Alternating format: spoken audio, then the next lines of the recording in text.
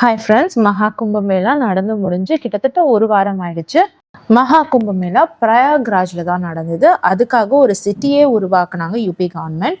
இப்போ அந்த இடம் எப்படி இருக்குன்னா, ஆள் நடமாட்டமே இல்லாம வெறிச்சோடி காணப்படுதுன்னு சொல்றாங்க. பெருசு பெருசா போட்டிருந்த டென்ட் எல்லாம் பார்த்தீங்கன்னா இப்போதைக்கு கழட்டிட்டு வராங்க. ஒரு சிட்டியே உருவாக்கி வச்சிருந்தாங்க. அந்த தற்காலிகமான சிட்டியை பார்த்தீங்கன்னா இப்போ மொத்தமாக கழிச்சிட்டாங்க. இதை பற்றின விரிவான தொகுப்பை தான் நம்ம இந்த வீடியோவில் பார்க்க போகிறோம். வாங்க வீடியோக்குள்ளே போகலாம். மகா கும்பமேளா February 26 ரொம்ப நிறைவாக நடந்து முடிஞ்சது. யூபி கவர்மெண்ட் இந்த ஃபெஸ்டிவலுக்காக தனியாக ஒரு சிட்டியே அமைச்சாங்கன்னு நம்ம எல்லாருக்குமே தெரியும். லட்சக்கணக்கான மொபைல் டாய்லெட் வசதியோட கிட்டத்தட்ட ஒரே நேரத்துல பாத்தீங்கன்னா 1 கோடி பேர் தங்கக்கூடிய ஒரு டென்ட் சிட்டியை அமைச்சாங்க. இப்போ கும்பமேளா முடிஞ்சு போனதுனால அந்த இடத்த மொத்தமா கிளியர் பண்ணிட்டு வராங்க, கிளீன் பண்ணிட்டு வராங்க, சானிடைஸ் பண்ணிட்டு வராங்க. ஏன்னா இது ஒரு புனித ஸ்தலம், இந்த இடம் எப்பவுமே சுத்தமா இருக்கணும் அப்படின்றது தான் யூபி கவர்மெண்டோட முடிவா இருக்கு.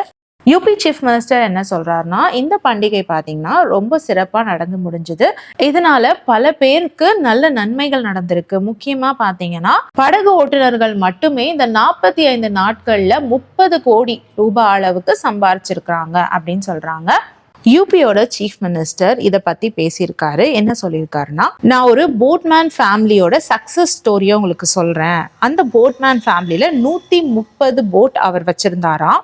இந்த 45 நாட்கள்ல மட்டுமே அவர் கிட்டத்தட்ட 30 கோடிக்கு மேல சம்பாரிச்சிட்டாராம். அதாவது ஒரு போட்டுக்கு 23 லட்சம் அப்படின்னு கணக்கு வச்சா ஒரு நாளைக்கு கிட்டத்தட்ட 50ல இருந்து 52,000 அவர் சம்பாரிச்சிருக்காரு அப்படின்ற மாதிரி சீஃப் மினிஸ்டர் ஆதித்யநாத் பேசியிருக்காரு.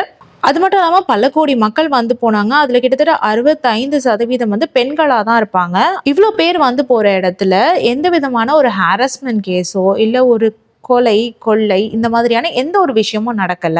இது நிஜமாவே பெருமைப்படக்கூடிய ஒரு விஷயம் அப்படின்னு சிஎம் சொல்லியிருக்காரு.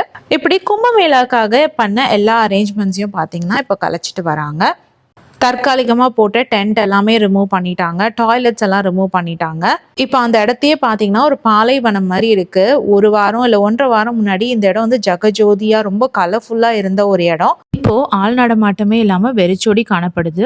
இப்போ அங்க என்ன நடந்துட்டு இருக்குன்னா, வெறும் ஒர்க்கர்ஸ் தான் எங்கனாலும் சுத்தி இருக்கிறாங்க. கிளீனிங் ஒர்க் நடந்துட்டு இருக்கு, சானிடைசேஷன் பண்ணிட்டு இருக்காங்க.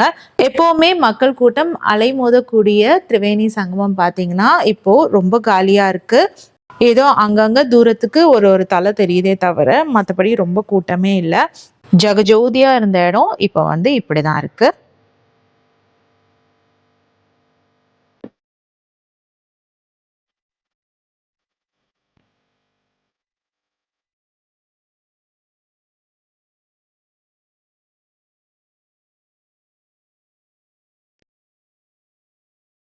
இந்த வீடியோ பார்த்தீங்கன்னா உங்களோட கருத்துக்களை பதிவிடுங்க.